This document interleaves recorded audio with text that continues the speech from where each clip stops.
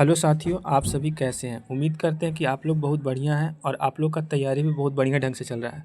तो अब आप लोगों के पास ज़्यादा समय नहीं है, कल एग्ज़ाम है। तो हम क्या किए, लास्ट मोमेंट पे एक रामबाण सीरीज लेकर के आए हैं। यहाँ से 15 से 20 क्वेश्चन आसानी से आप बना सकते हैं। खैर चलिए शुरू करते हैं। सबसे पहला क्वेश्चन जो बहुत बार पूछा गया है कि मधुबनी पेंटिंग। ऐसे तो मधुबनी पेंटिंग का संबंध बिहार के मिथिला क्षेत्र से है, तो इसीलिए इसको मिथिला पेंटिंग भी कहा गया है। लेकिन क्वेश्चन ये पूछा गया था ना उस टाइम कि महासुंदरी देवी का संबंध किससे है, तो महासुंदरी देवी का संबंध जो है वो मधुबनी पेंटिंग से है। तो क्वेश्चन ये पूछा गया था। तो सोचे कि मिथिला पेंटिंग हम कवर कर देते हैं, तो मधुबनी पेंटिंग को मिथिला पेंटिंग भी कहा जाता है और महासुंदरी देवी का संबंध जो है वो मधुबनी पेंटिंग से है। फिर बिहार के कुछ प्रमुख लोक नृत्य है, इससे क्वेश्चन जरूर देखने को मिल सकता है। जैसे बिहार के प्रमुख लोक नृत्य है जट जटिन है, विदेशिया है, कजरी है और झिझिया है। तो ये चारों जो है बिहार के प्रमुख लोक नृत्य है। तो इसमें से ज़्यादातर जट जटिन देखने के लिए मिल जाता है कि जट जटिन जो लोक नृत्य है ना वो कहाँ का है। तो इसको आप पढ़ लीजिएगा। इसके अलावा छठ पूजा अपने अपने राज्य का सबसे पॉपुलर पूजा है जो कि सूर्य देवता को समर्पित है। तो यहाँ से भी बहुत बार क्वेश्चन ऐसे छठ पूजा से संबंधित क्वेश्चन नहीं पूछा जाता है, फिर भी हम अथी कर दिए हैं। और ये जो आप पढ़ लीजिएगा ना कि जैसे कि नहीं होता है प्रसादी खाने से जो कि जिसमें खीर खाया जाता है उससे अंतिम दिन तक का कितना दिन टोटल का ये पूजा छठ पूजा चलता है, तो इससे ही ज़्यादातर यही क्वेश्चन पूछा जाता है। आगे है बोध गया। तो बोध गया से संबंधित बहुत सारे क्वेश्चन पूछा जाता है। जैसे गौतम बुद्ध को ज्ञान की प्राप्ति कहाँ पे हुई थी, तो बोध गया में ही हुआ था, बोधि वृक्ष के नीचे हुआ था। तो यह ये हो गया कि गौतम बुद्ध को ज्ञान की प्राप्ति कहाँ हुआ था, तो बोध गया में होता। लेकिन इससे क्वेश्चन नहीं पूछेगा, क्वेश्चन पूछेगा कि महाबोधि मंदिर कहाँ पे स्थित है, तो बोध गया में स्थित है। और जो महाबोधि मंदिर है वो यूनेस्को के अमूर्त धरोहर में कब शामिल किया गया था, तो यूनेस्को महाबोधि मंदिर को जो है ना यूनेस्को के धरोहर में 2002 ईस्वी में शामिल किया गया था। तो इससे ज़्यादा यही क्वेश्चन पूछा जाता है कि महाबोधि मंदिर को यूनेस्को में कब शामिल किया गया था, तो 2002 ईस्वी में शामिल किया गया था। कुछ एक्स्ट्रा क्वेश्चन देख लीजिए। जैसे नालंदा विश्वविद्यालय है, तो नालंदा विश्वविद्यालय के संस्थापक कौन है, तो नालंदा विश्वविद्यालय के संस्थापक हो गए कुमार गुप्त फर्स्ट हो गए। और वही क्वेश्चन कभी कभी पूछा जाता है कि पावापुरी जो है ना वो पावापुरी किससे संबंधित जगह है, तो पावापुरी जो है वो भगवान महावीर से संबंधित जगह है। और यहीं ये जो है ना वो भगवान महावीर का भी निर्माण स्थल है। ठीक है, तो निर्वाण स्थल भी बोल सकते हैं। तो यहाँ से बहुत सारा एक्स्ट्रा फैक्ट हम दे दिए हैं। तो इसमें से कोई भी एक क्वेश्चन आने का संभावना बन सकता है, तो इसको आप बहुत बढ़िया से पढ़ लीजिएगा। स्क्रीनशॉट लेना चाहते हैं तो ले लीजिए। चलिए आगे चलते हैं। समय कम है तो जल्दी जल्दी रिवीजन करवाएंगे, क्योंकि अब कल ही एग्ज़ाम है, तो ज़्यादा डिटेल अगर देने लगेंगे तो बहुत ज़्यादा समय लग जाएगा। अगला है सदाकत आश्रम। तो सदाकत आश्रम पटना में स्थित है और इसका स्थापना, जो सदाकत आश्रम है इसका स्थापना कौन किए थे, तो मजहरुल हक ने हक के द्वारा किया गया था। मजहरुल हक के द्वारा जो है सदाकत आश्रम का स्थापना किया गया था। और ये जो सदाकत आश्रम है वो राजेंद्र प्रसाद का निवास स्थल है। सदाकत आश्रम क्या है, तो राजेंद्र प्रसाद का निवास स्थल है। तो सदाकत आश्रम से कभी कभी क्वेश्चन दिख जाता है, इसलिए हम इस टॉपिक को शामिल कर लिए हैं। चूँकि बिहार का एग्जाम है तो यहाँ से देखने को जरूर ही मिल सकता है। आगे है वन विहार। वन विहार यानी बिहार में जो जंगल वगैरह है ना उससे संबंधित क्वेश्चन, फॉरेस्ट वगैरह से क्वेश्चन पूछा जाता है। तो बिहार में कुल जो वन क्षेत्र है वो कितना परसेंट है, तो बिहार में कुल वन क्षेत्र 7.84% है, 7.84% है। बिहार में जो पूरा जो वन है फॉरेस्ट है वो कितना परसेंट है, तो 7.84। अच्छा, बिहार के कौन से जिला में सर्वाधिक वन है, तो बिहार के कैमूर जिला में सबसे ज़्यादा वन है, सर्वाधिक वन। तो बिहार के कौन से जिला में सर्वाधिक वन पाए जाते हैं, तो कैमूर जिला में।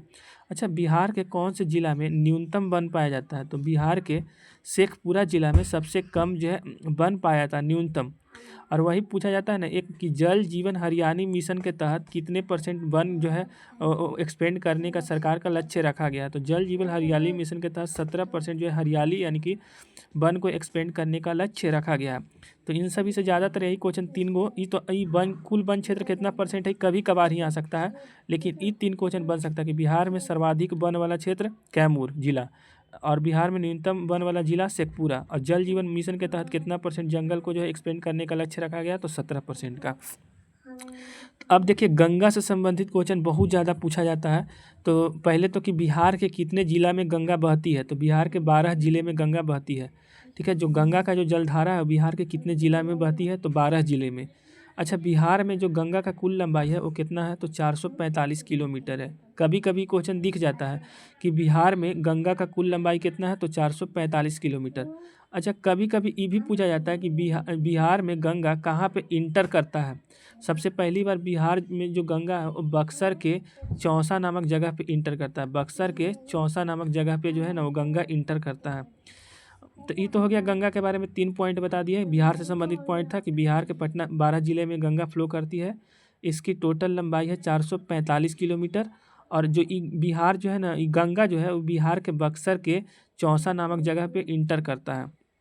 अच्छा, बिहार में एक कोसी नदी है, तो ये कोसी से बहुत ज़्यादा बिहार में क्वेश्चन देखने को मिलता है। सबसे पहले तो बिहार का शोक नदी कोसी को ही बोलते हैं, और सबसे अधिक बार रास्ता बदलने वाला नदी भी कोसी ही है। तो इसको हम नहीं लिखे हैं, फिर भी बता देते हैं। बहुत बार हम ये क्वेश्चन देखे हैं कि बिहार में सबसे ज़्यादा रास्ता बदलने वाला नदी कौन सा है, तो कोसी नदी है। और इसको बिहार का शोक कहा गया है, क्योंकि इससे जो है ना बहुत ज़्यादा जो इधर वाला जो बिहार उत्तरी बिहार है उसमें बहुत ज़्यादा बाढ़ वगैरह इससे आ जाता है। एक है सोन नदी। तो सोन नदी जो है ना वो कहाँ से निकलती है, तो सोन नदी अमरकंटक से निकलती है, और दानापुर के एक मनेर क्षेत्र है तो वहाँ पे गंगा से मिल जाती है जा करके। तो सोन नदी जो है कहाँ से निकलती है, अमरकंटक से, और दानापुर के आसपास जो है ना वो मनेर एक जगह है वहाँ पे गंगा से मिलती है। तो इतना में से कोई एक क्वेश्चन देखने को मिल सकता है। ऐसे जो हमको VVI लगा हम शामिल कर दिए, बाकी तो आप लोग खुद समझदार है ये है। आगे है बरौनी। तो बरौनी जो है, बरौनी में एक तेल शोधक कारखाना है। ये बरौनी पड़ता कहाँ पे है, तो जो एक बरौनी एक जगह है, बिहार का ही है, थोड़ा सा भी याद नहीं आ रहा है, हम थोड़ा देर बाद बता देंगे आपको कि एक तेल शोधक कारखाना ये कहाँ पे स्थित है, तो बरौनी में स्थित है। और अच्छा, एक उर्वरक कारखाना भी बरौनी में है। तो दोनों चीज़ें, तेल शोधक कारखाना भी है और उर्वरक कारखाना भी कहाँ पे है, तो बरौनी में ही है। और अच्छा, यहाँ से एक्स्ट्रा कुछ क्वेश्चन ये पूछा जा सकता है ना, बिहार में सबसे ज़्यादा पाइराइट्स पाया जाता है। पूरे इंडिया का 95% जो पाइराइट्स है वो अपने राज्य बिहार में ही पाया जाता है। और बिहार में भी, पूरे बिहार में सबसे ज़्यादा इसका कहाँ पे कंसंट्रेशन है, डिपोजिशन सबसे ज़्यादा कहाँ पे है, तो रोहतास जिला में सबसे ज़्यादा पाइराइट्स पाया जाता है। अच्छा, बिहार के किस जिला को सिल्क सिटी के नाम से जाना जाता है, तो बिहार का सिल्क सिटी जो है ना वो भागलपुर को कहा जाता है। बिहार के सिल्क सिटी किसे कहा जाता है, तो भागलपुर को कहा जाता है। तो यहाँ तक तो क्लियर हो गया होगा। चलिए बौद्ध संहति से भी क्वेश्चन देख लेते हैं कि बिहार का पहला बौद्ध संहति कहाँ पे हुआ था, तो राजगीर में हुआ था। बिहार का पहला जो बौद्ध संहति है वो कहाँ पे देखने को हुआ था, तो राजगीर में देखने के लिए मिला था। 1 मिनट इधर छोड़ दिए, थोड़ा सा बताते हैं, पहले वाला बताते हैं। अब बिहार के पहला बौद्ध संगति कहाँ पे हुआ था, राजगीर में। और राजगीर जो है वो मगध का राजधानी भी है। राजगीर कौन है, तो मगध का राजधानी भी है।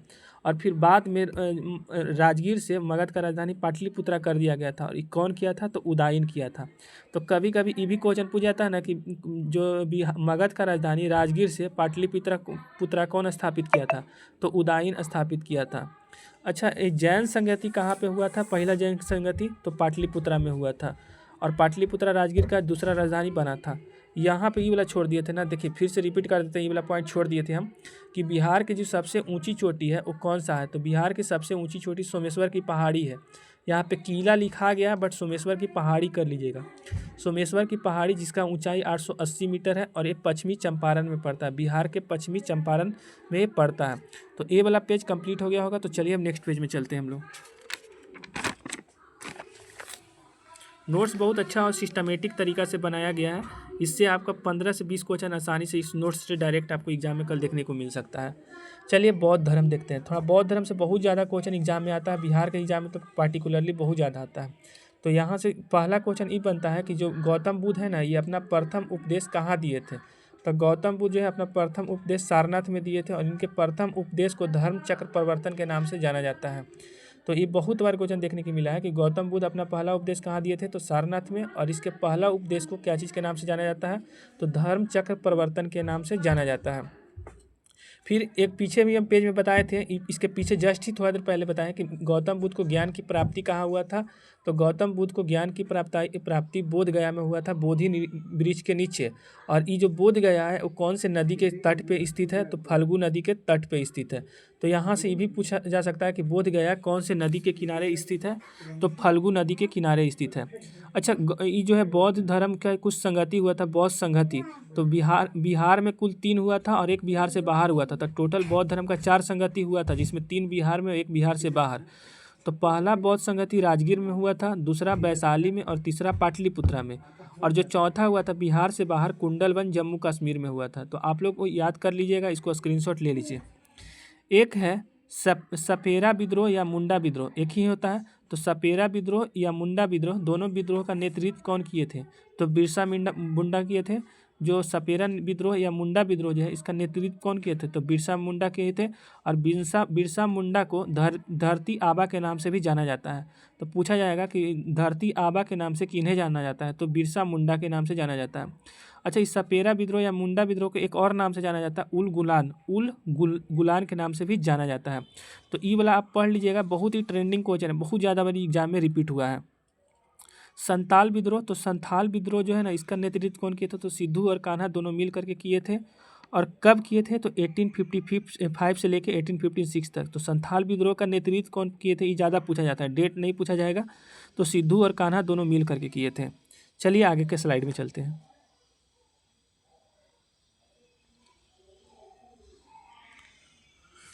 देखिए, बिहार में राष्ट्रपति शासन से संबंधित कुछ क्वेश्चन पूछा जाता है कि बिहार में पहली बार राष्ट्रपति का शासन कब लगा था? तो 29 जून 1968 को लगा था पहला बार। और अच्छा, पहला बार जब राष्ट्रपति शासन लगा था तो उस टाइम बिहार के सीएम कौन थे? तो भोला पासवान थे। और भोला पासवान पहला दलित सीएम भी थे। बिहार के पहला अगर दलित सीएम पूछा जाए तो भोला पासवान। और इन्हीं के यही जब सीएम थे ना तो पहली बार राष्ट्रपति शासन लगाया गया था 29 जून 1968 को। अब बिहार में टोटल 8 बार राष्ट्रपति शासन लग चुका है। बिहार में टोटल कितने बार राष्ट्रपति शासन लग गया? तो 8 बार। अच्छा, ये तो हो गया पहली राष्ट्रपति शासन के बारे में। कुछ एक्स्ट्रा फैक्ट समझ लेते हैं। जैसे बिहार में विधानसभा के इलेक्शन में एससी के लिए कितना सीट रिजर्व है? तो 38 सीट रिजर्व है, यानी शेड्यूल कास्ट के लिए 38 सीट रिजर्व है बिहार में। और वही शेड्यूल ट्राइब यानी एसटी के लिए 2 सीट रिजर्व है। तो यहाँ से कभी कभी क्वेश्चन मिल जाता है, ऐसे तो बहुत कम ही उम्मीद है, लेकिन फिर भी पढ़ लीजिए, टॉपिक है तो। और प्रथम मुस्लिम सीएम कौन है बिहार के? तो बिहार के प्रथम मुस्लिम सीएम जो है अब्दुल गफूर है, अब्दुल गफूर।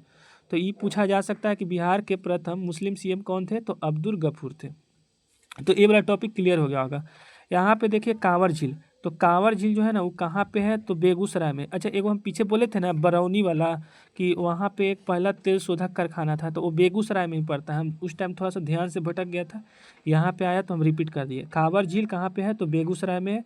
और यहीं पे जो है बरौनी जो तेल शोधक कारखाना है ये बेगूसराय में स्थित है। और ये बिहार का एकमात्र पहला और एकमात्र जो है ना वो रामसर स्थल है। कांवर झील बिहार का एकमात्र जो है वो रामसर स्थल है। एशिया का ये एक गोखुर मीठे पानी वाला झील है, एकमात्र एशिया का एकमात्र एक गोखुर मीठे पानी वाला झील कांवर झील है। तो यहाँ से बहुत ज़्यादा क्वेश्चन पूछेगा। कांवर झील है कहाँ पे झील? तो बेगूसराय में है। बिहार का पहला और एकमात्र रामसर स्थल कौन सा है? तो कांवर झील है। एशिया का एकमात्र मीठे पानी का गोखुर झील कौन सा है? तो कांवर झील है। तो यहाँ से बहुत सारा क्वेश्चन बन सकता है जो हम बता दिए। चलिए आगे महाजनपद से संबंधित क्वेश्चन समझ लेते हैं। महाजनपद से भी बहुत ज़्यादा क्वेश्चन पूछा जाता है। देखिए पूरे भारत में 16 महाजनपद है। पूरे भारत में कितने महाजनपद है? 16, जिसमें से 3 महाजनपद बिहार में है। बिहार में 3 महाजनपद कौन कौन है? तो मगध, अंग और बज्जी, यही 3 जो है महाजनपद कहाँ पे पड़ता है? तो बिहार में। कौन कौन? मगध, अंग और बज्जी। अच्छा, आगे एक क्वेश्चन बनता है कभी कभी कि विश्व का प्रथम गणतंत्र किसे माना गया है? तो विश्व का प्रथम जो गणतंत्र राष्ट्र माना गया है वो बज्जी को ही माना गया है। तो इतना में से कोई एक क्वेश्चन दिख सकता है। ऐसे हम पीछे बताए थे कि मगध का राजधानी कहाँ पे? राजगीर, जिसको उदाईन जो है दूसरा राजधानी बना दिया था पाटलिपुत्र। तो यहाँ से क्वेश्चन पूछा जा सकता है। आगे है बिहार प्रांतीय किसान सभा। बिहार प्रांतीय किसान सभा जो है उसके संस्थापक किसे माना गया है? तो स्वामी सहजानंद सरस्वती को माना गया है। बिहार प्रांतीय किसान सभा के जो संस्थापक हैं वो कौन है?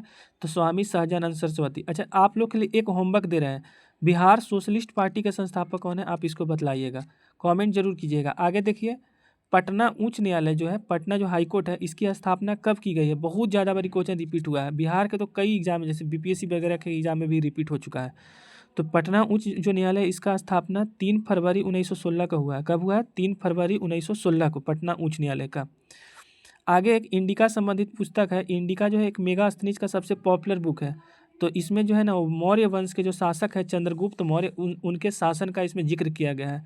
तो कभी कभी इससे पूछा जाता है ना कि जो निम्नलिखित में से कौन से पुस्तक में चंद्रगुप्त मौर्य के शासन का जिक्र किया गया है? तो इंडिका में। इंडिका के लेखक कौन है? तो मेगास्थनीज है। तो साथियों, वीडियो कैसा लगा आप लोग कमेंट करके बताइएगा। सेकंड पार्ट हम जल्द ही अपलोड करने वाले। आप लोग चैनल को सब्सक्राइब करके रखिएगा। एग्जाम देने से जाने से पहले हम ऐसे ऐसे कई वीडियो अपलोड कर देंगे। धन्यवाद।